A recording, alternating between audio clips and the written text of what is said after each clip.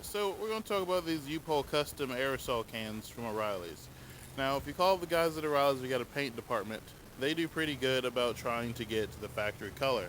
And I'd say that's pretty dang close to the factory color. I mean, it's not perfect, as you can see. That is a hair bit darker than this. This is more of a bright lipstick color, where that's more of a darker, mysterious color. And I kind of like that. But what I think is that they started with a deeper base than I did. I think my base color was lighter, and I think their base color was a little darker. So I think that might achieve that darker color. Other than that, it's really close. Actually kind of bright. But what we've noticed is these cans right here.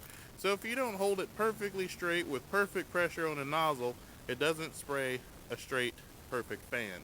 If you tilt it, the fan gets a little thinner, and if you tilt it further than this, it shoots out like almost a jet.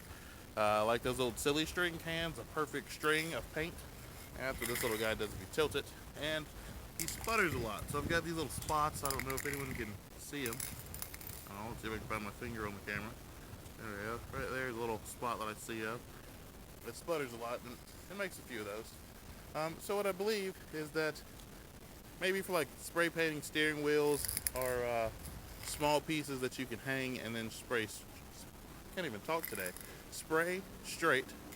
Yeah. This would be opportune for that, or to make sure you have the right color code that matches your paint.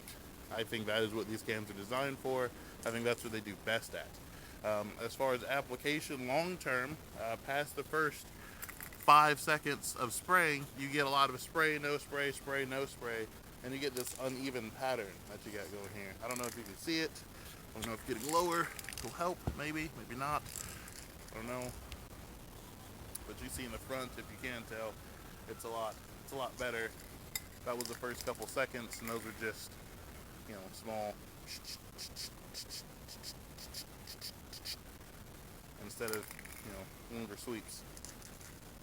Because if you take anything longer than a sweep, like a spray, stop, even with that spray, it'll be like spraying, stop spraying, spraying, stop spraying, spraying, stop spraying, and it gets all blotchy like that. So not even as good as a regular aerosol can when it comes to application, but what's important is the paint code and how close it got to the color of the paint. So for that, I give it an A. Application, I give it a C. So that means we're going to have to wet sand this guy down and properly apply paint from a spray gun to get a good finish, because that's not acceptable. It's good, but it's not acceptable.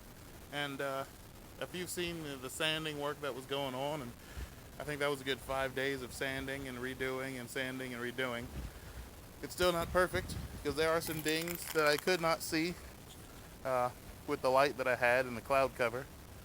But now that I've got plenty of sun and paint on it, I can see every little nick that missed the cut there, and especially along right here, this ridge.